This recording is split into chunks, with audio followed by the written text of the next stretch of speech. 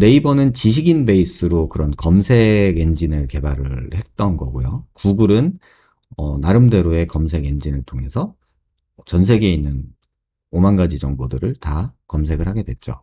근데 최근에 보면은 네이버 검색은 거의 광고로 도배가 됐어요. 왜냐하면 네이버에서 우리가 검색 키워드를 치면 그 검색이 돼서 이제 나타나는 게 여러 가지 정보가 나오죠. 뭐 홈페이지, 블로그, 지식인, 뭐 카페, 뭐 여러 군데서 이제 정보를 취합해서 걔를 순서대로 쫙 나열을 해주는데, 그러다 보니까는 이게 어떻게 하면은 그 우선순위에 노출이 되느냐가 네이버 이제 자체에서 알고리즘이 있겠죠. 근데 그거를 이제 어떻게 알아낸, 또는 뭐 경험으로 알아낸, 또는 어떤 형식으로든 알아낸 사람들이 그거를 조작하기 시작했어요. 그게 이제 그 유명한 댓글 조작 사건, 뭐 드루킹 이런 거죠.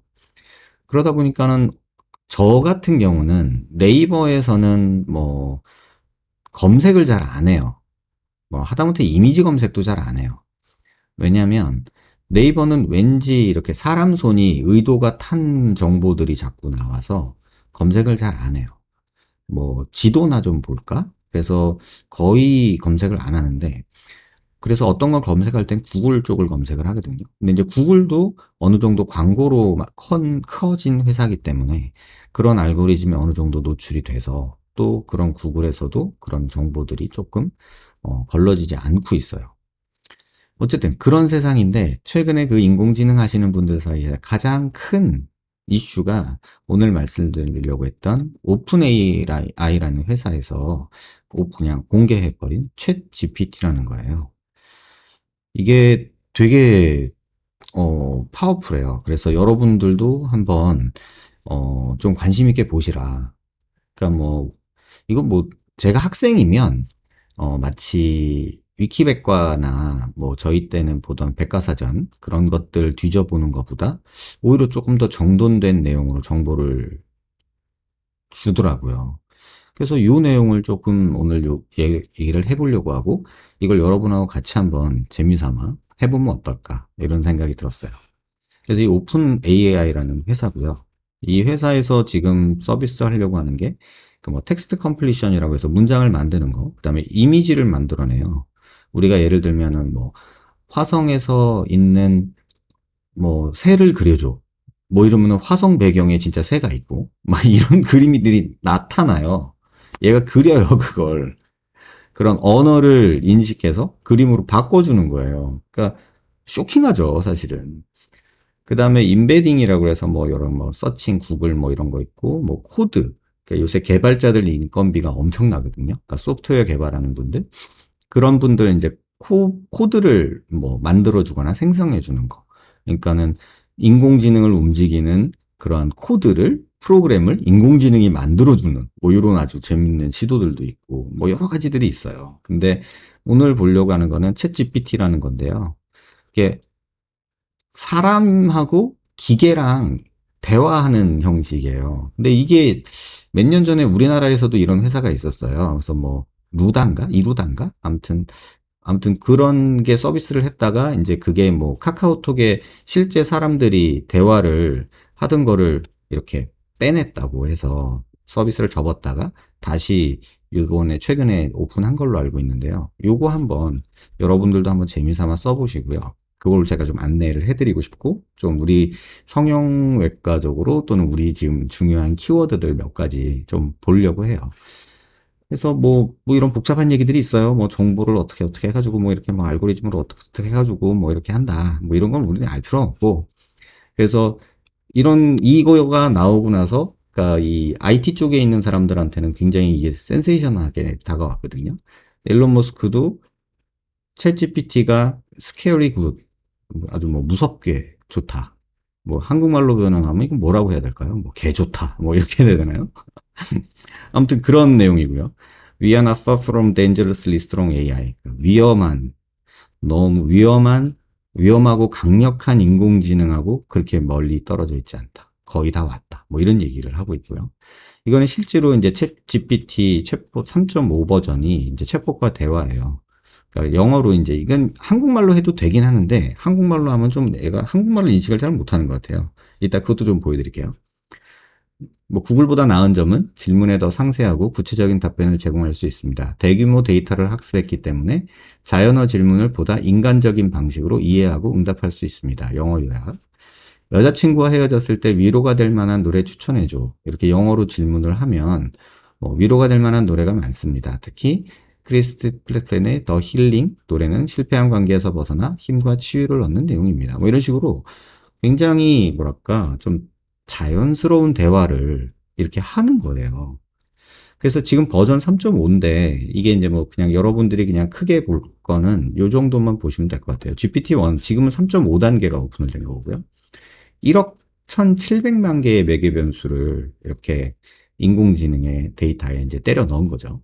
근데 GPT-2에서는 그게 15억으로 15배 정도 늘어나고 GPT-3에서는 이게 1,750억으로 이렇게 늘어난 거예요. 근데 GPT-4에서는 1조 이상으로 늘어날 거다. 이게 컴퓨터 파워가 되게 중요하거든요. 컴퓨팅 파워가 그만큼 증가하면서 얘네들이 학습을 하는 거예요. 우리 사람 언어 배우는 것도 비슷하잖아요. 그 경상도에서 태어난 애들끼리 싸우는 거 있잖아요. 막 그런 것도 제한된 언어, 그 사투리 언어를 가지고 애들이 싸우고 말을 배우듯이 이런 기계도 이제 그런 것들을 모방해서 학습을 시키거든요. 그래서 요런 게 이제 엄청난 데이터가 들어가고 그걸 연산을 통해서 어떤 최적의 어떤 답을 거르게 되면 뭐 그 중간에 이제 뭐 이런 과정들이 있어요. 뭐 연습 계속해서 강화 학습이라고 하는데 이런 걸 계속 하고 그래다 리워드 모델이라고 하는 게 강화 학습이거든요. 잘하면 잘했다, 못하면 못했다. 뭐 이런 식으로 점수를 줘가지고 어쨌든 간에 이런 값을 얻게 돼요. 그래서 이런 것들을 이제 다시 인간이 평가해서 제한점을 두거나 뭐 이런 것들을 이제 또 가미하기도 하고요. 아무튼 그래서 지금 상태는 3.5 상태인데 이 정도의 자연스러운 대화를 하고 있다. 이건 뭐 여러분들 많이 아시는 우리 스타크 형이 이렇게 자비스랑 뭐 일하는 모습이죠. 뭐 이런 것들이 뭐 그렇게 멀지도 않겠다. 자비스한테 막 말하면 다 해주잖아요. 인공지능 비서. 근데 요 영상을 한번 여러분이 보시고 한번 소감을 말씀해 주시면 좋겠어요. 이거 영상 먼저 보여드릴게요. 일본어 영상인데 한번 보세요. 소리도 나오나요? ガラスのロボットが朝日を浴びてキラキラと輝きます。賑やかな新宿の街を見下ろすように堂々と佇んでいる。その繊細な外見とは裏腹にロボットは優雅で正確な動きをし混雑した歩道を軽々と進んでいく。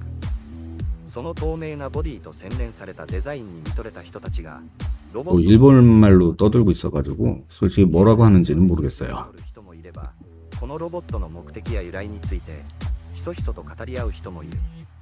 その日このガラスロボットは街を歩き回り様々な作業を行い 그냥 보면 우리가 뉴스나 이런 데서 보는 뭐 이런 방송용 기사 같은 느낌도 들고 뭐 전혀 별로 잘 모르겠죠? 근데 이 이면을 들여다보면 굉장히 쇼킹하거든요. 이게 제가 어떤 트위터에 올라온 거를 지금 보고 여러분한테 소개해 드리는 건데 지금 이 사람이 말하는 게 문장은 챗 GPT라고 지금 오늘 말씀드리려고 한 애가 문장을 만든 거예요. 어떤 질문을 해서. 그래서 질문을 주니까 문장, 대답을 챗 GPT가 만든 거예요. 그리고 챗 GPT가 만든 문장을 이해한 인공지능이 이 배경 이미지를 만든 거예요. 이 이미지를 만든 거예요. 잘 보면은 이거 엉켜 있잖아요. 이게 실사가 아니에요. 막 건물들이 막 삐뚤삐뚤 하잖아요. 이런 건물이 실제로 존재하지 못할 만큼 이런 데 보면 엉켜 있어요, 막.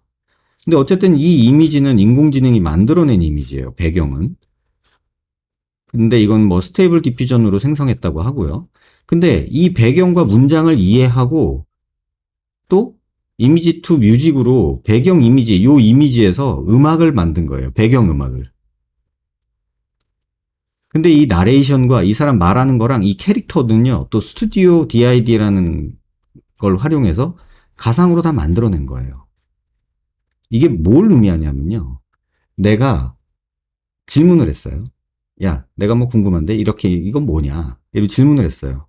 그랬더니 대답을 문장으로 만들어주고 그 문장을 배경으로 배경 이미지를 만들고 그 배경 이미지에 맞는 음악을 만들고 그 답변에 대한 적절한 캐릭터를 사람 모양으로 만들어서 걔가 음성으로 말하는 것까지 만든 거예요.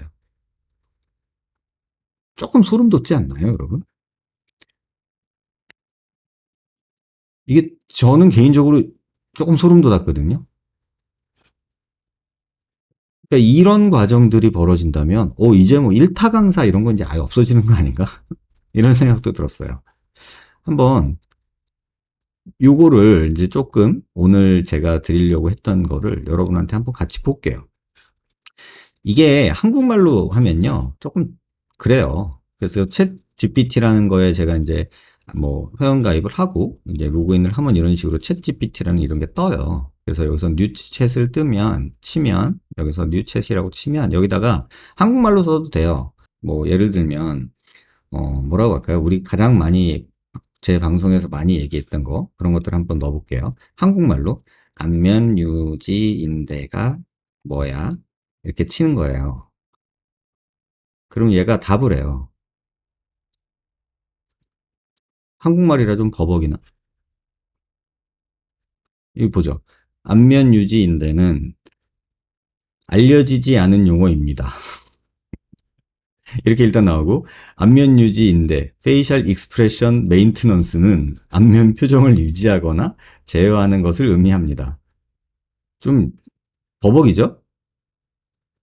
예를 들어 상대방과 이야기할 때 상대방의 안면 표정을 주의 깊게 지켜보고 자신의 안면 표정을 적절히 제어하여 상대방과 잘 소통할 수 있는 경우가 있습니다. 뭐 이렇게 얘기를 하죠. 근데 이게 지금 계속 얘가 인공지능이 대화를 이끌어가고 있는 거거든요. 근데 헛소리를 하고 있죠, 지금. 한국말은 얘가 인식을 잘 못해서. 그래서 영어로 한번 물어볼게요. 영어로 What is facial retaining ligament? 근데 영어로 질문을 하면은 얘가 곧잘 읽어요. 제가 오타를 냈거든요, 여기를. 리가멘트인데 지금 오타가 났잖아요. 근데 제대로 얘가 읽어요. 근데 한번 여러분이 이거 써놓은 거를 제가 이거 뭐 영어로 뭐 여러분들이 보실 수도 있을 텐데 이걸 영어로 바로 번역하기보다는 이거를 구글 번역기로 그냥 읽어드릴 수도 있는데 이걸 읽어보면 살짝 소름 돋아요. 어쩜 이렇게 자세하게 잘 말하지? 얘 혼자 떠드는 거예요, 지금. 그래서 정리하면, 이거 답을 한 걸 보면, 안면 유지인대가 뭐야? 그랬더니, 안면 유지인대는, 얼굴에서, 얼굴의 형태를 유지하는 데 도움을 주는 어떤 리가멘트 그룹이야.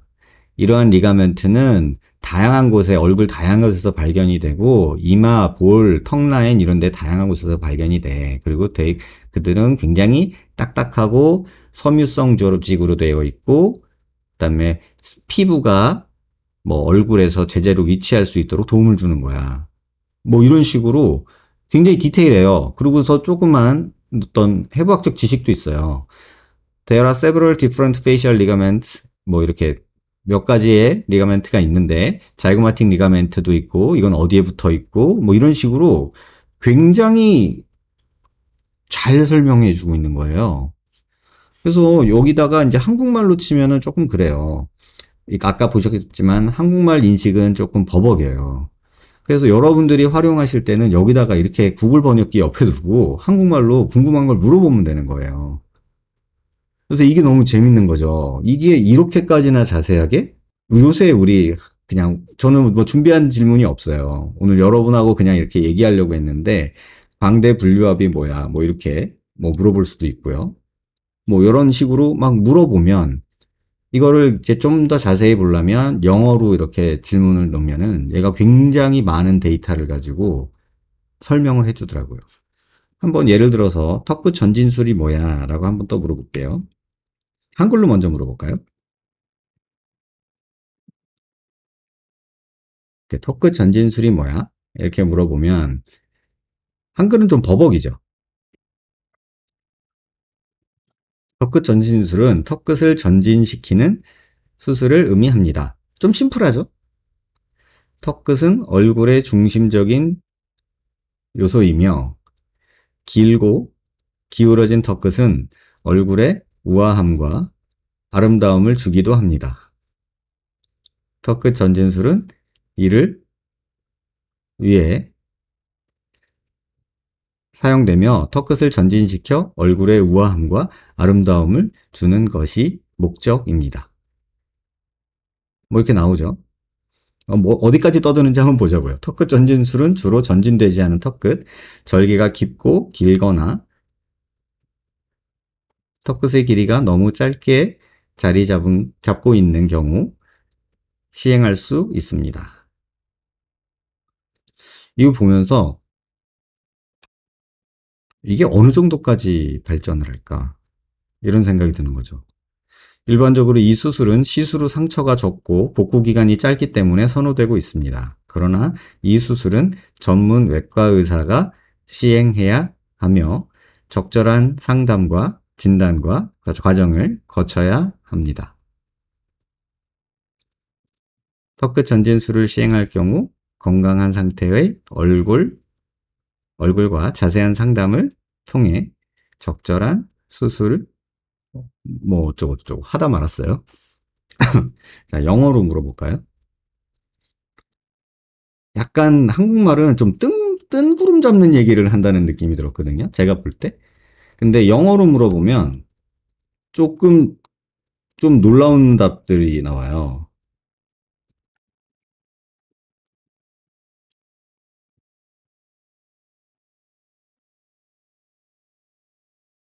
좀 반응도 빠르고 대답도 장난 아니죠? 혼자 이렇게 막 떠들어요.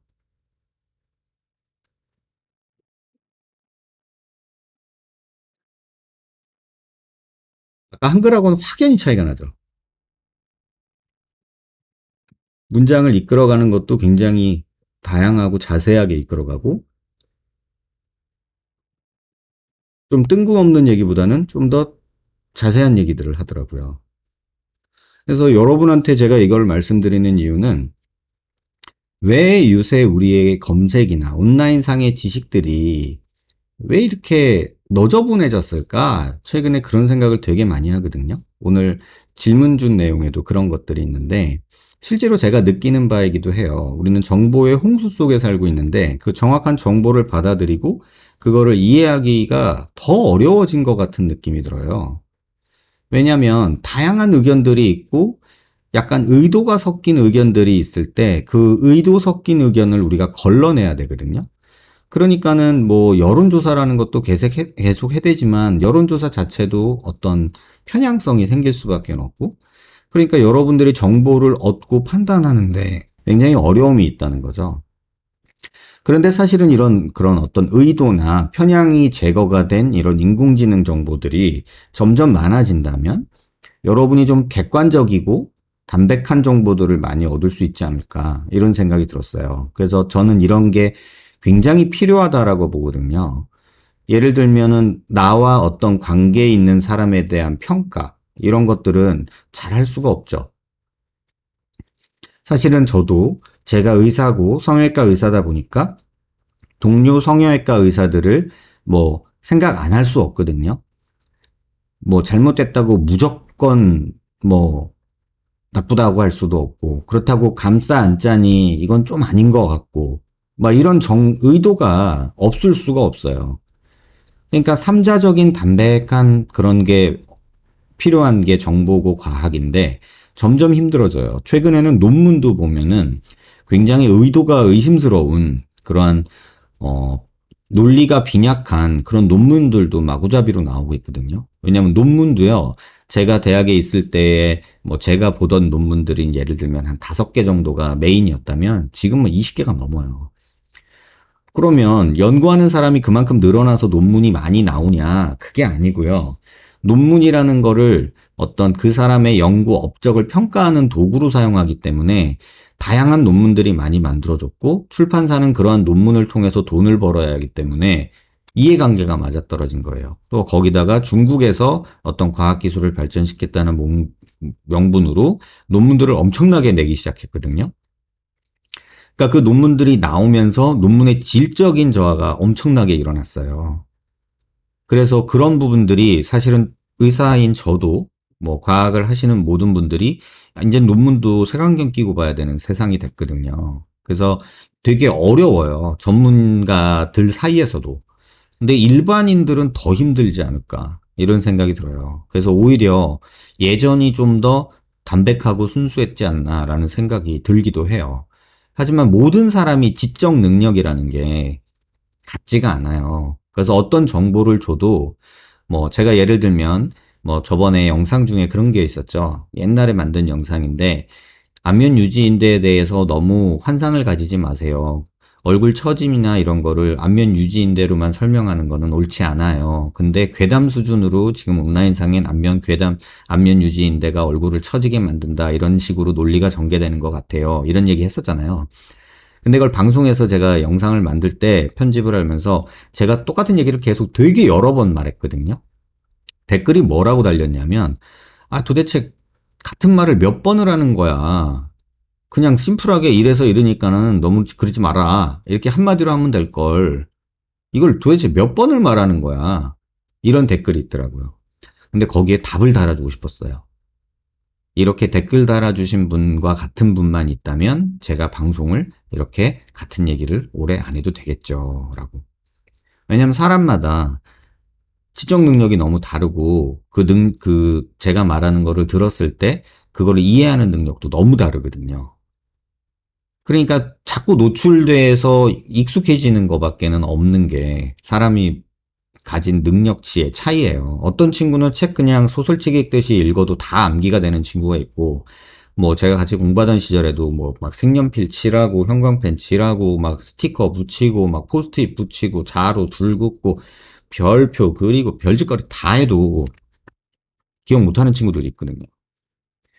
근데 그게 나쁘다는 게 아니라 우리는 그런 지적 능력들이 다 다양하단 말이에요. 그런데 똑똑한 사람들 한 번에 알아듣는 사람들은 답답해져 왜 말귀 못 알아들어 하지만 대부분의 사람들이 한 번에 그 얘기를 알아듣진 못해요.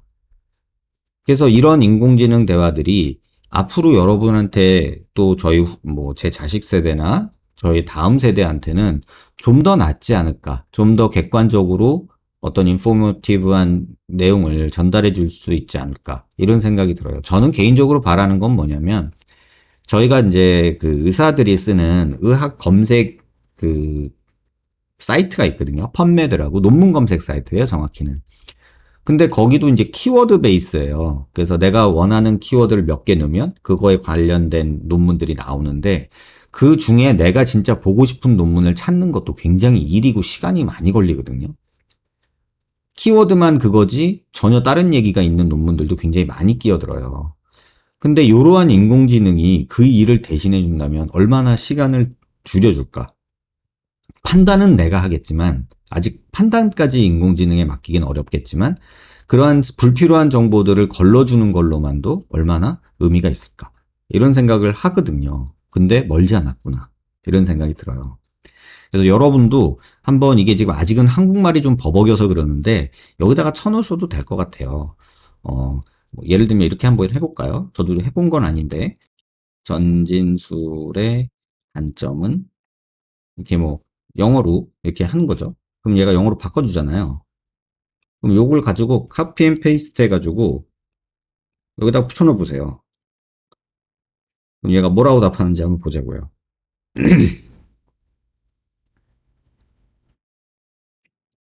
자로 줄긋던 아이 저예요.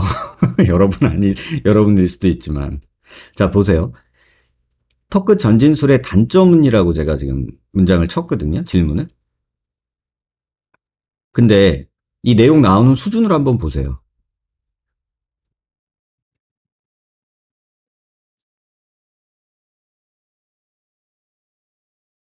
예, 한번 보세요.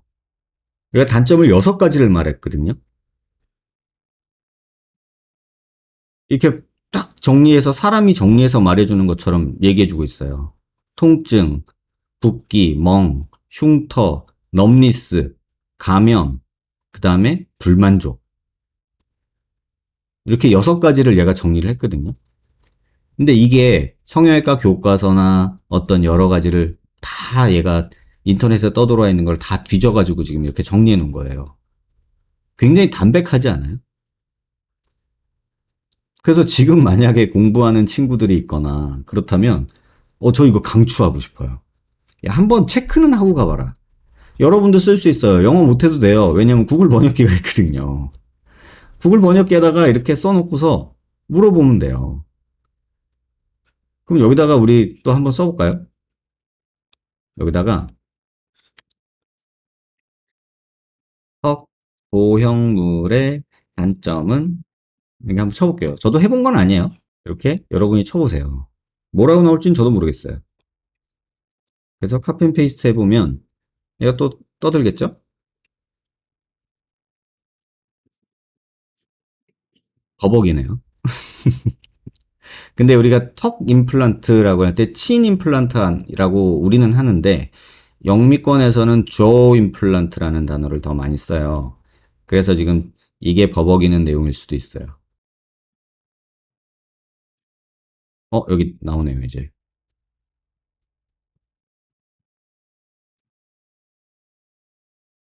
굉장히 보면은, 야, 이거 잘 정리해서 말한다라는 생각이 들어요.